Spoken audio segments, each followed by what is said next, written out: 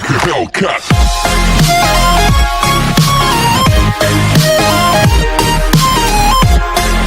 Welcome back to another video, and today we're going to be reacting to Jake Paul. And you might be asking what has Jake Paul done? Basically, he went into a shopping mall that was closed, obviously due to the protests and obviously coronavirus. And yeah, he's been charged for trespassing, which is obvious. And yeah, we're just going to watch the video of him explaining stuff and see what comments are said and everything like that. But before we do that, I just want to say that this Black Lives Matter thing is absolutely ridiculous. Like, it's 2020, there should be no reason why you should be treated for the colour of your skin, or like where you come from. Like, everyone's the same, yeah, so it's just ridiculous, and police brutality shouldn't even be a thing. And I'm glad that those cops have been fired, and for me, further action should have been taken. Obviously, I know that the cop that murdered him was actually put in prison, but he's been bailed out. But yeah, so we're just gonna watch this video and see what Jake Paul has to say for himself. Alright, let's get into it.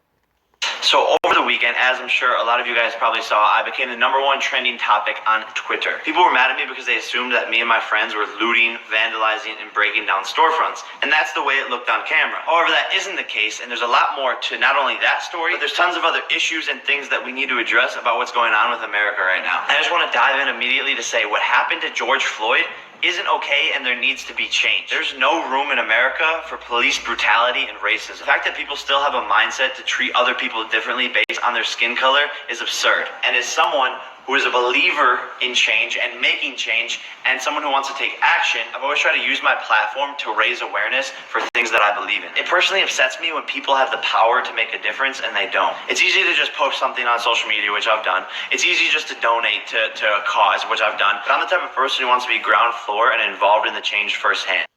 I mean, so he's explaining himself, like the looting situation, as he's called it, yeah.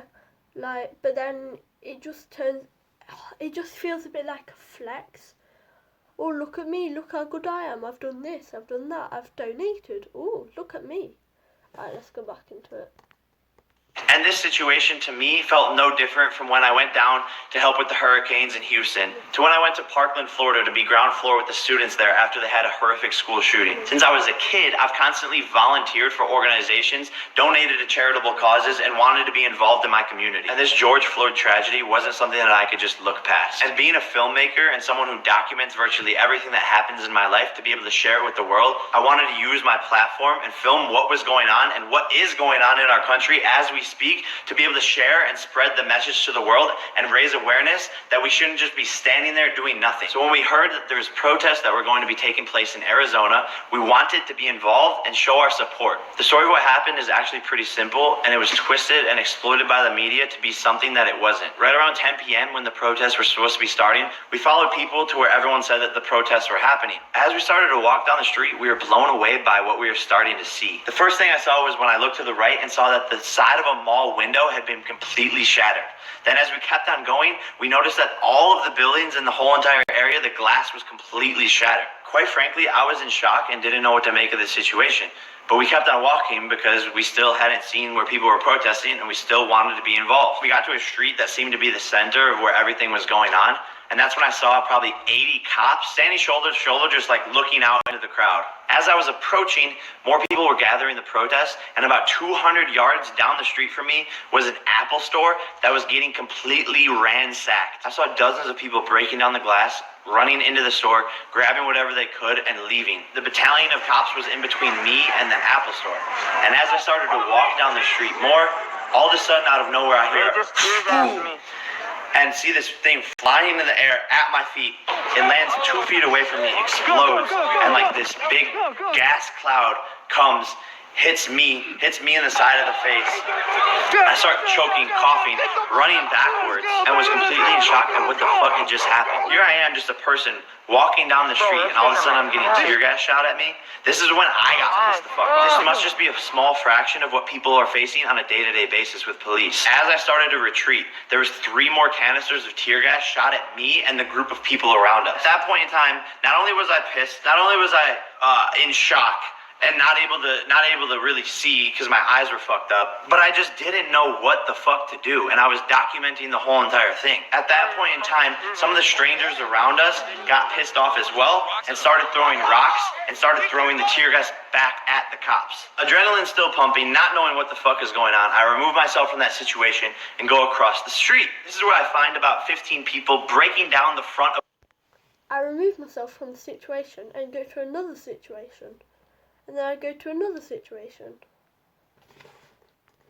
A P.F. Chang's store, and this is one of the most absurd things I have ever seen in my fucking life. Some kid came up to me and asked me if I needed a first aid kit and offered me milk to pour into my eyes to help with the tear gas. Another girl's breaking down the front of the store. People are inside of it, trashing it, stealing stuff from the inside. Meanwhile, throughout this chaos, half the group that we were with got separated, and we were trying to locate them and find them. During all this confusion, chaos, sensory overload, sirens, things exploding, someone comes up to me while I'm filming, just hands me something. I didn't even know what it was at the time, to later find out that someone handed me a bottle of vodka. For what reason, I don't know. Seconds later, I set the bottle on the ground, still not even knowing what it is, and I continue to document what the fuck was going on. At that point in time, we decided to remove ourselves from the chaos and make our way back towards our car to go home. However, the police had dozens and dozens of officers on each street corner, blocking off certain streets and not allowing people to go down certain areas. After about a half a mile of walking, we see another battalion of cops and decide to go right, away from them and towards the mall. As we approach the mall, I see one of the most absurd things I've ever seen in my life.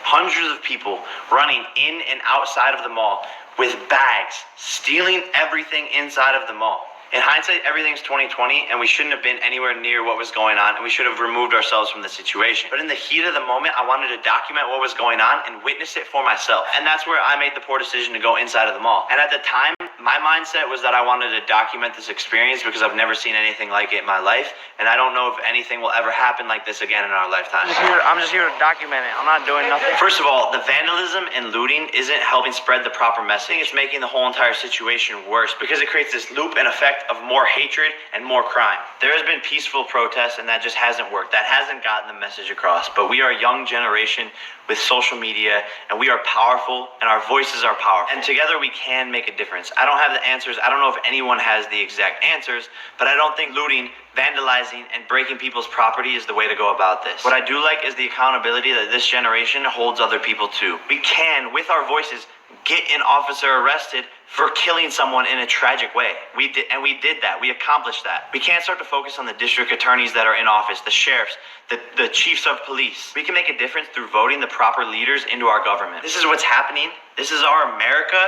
And right now is not the time to attack each other. Right now it's time to evolve and make change as a unit. And all those businesses who are being vandalized and broken into, who are just holding on by a thread because they already didn't have enough money to pay their employees because of coronavirus and quarantine, are now even more in ruins because of the vandalism that they have to deal with now. There was an old handicapped grandma crying on the news because her local grocery store was completely ransacked, and it's the only one in the area, and she couldn't get any food. How does the destruction of property help this situation?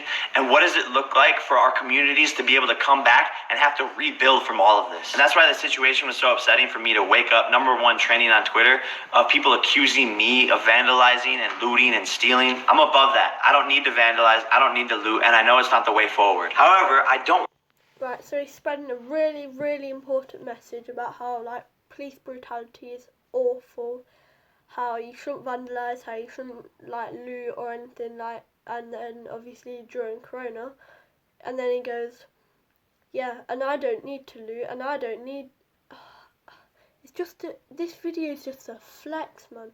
It's just a flex, like, oh, look at me, I've done stuff, I've got loads of regret, and I will continue to document things that I think need to be shared with America. If along that process people want to accuse me of things that they know I'm not doing because my name is Jake Paul, then so be it. I'm an easy target. I know I am. It sucks, but it's not going to stop me from doing what I love to do. There are certain situations and circumstances that I shouldn't put myself in, and I have learned from this situation, and I will continue to become a better person. All you can do when you make mistakes as a human is get better from them. But don't let your mistakes define you. I end this video challenging you guys to get involved, have a voice, donate, don't just sit there, make change. No one necessarily has all the answers, but we clearly as a generation want to make change, and we will continue to do so. Vote the proper officials in, protest, and get your community involved so we can make America a better place.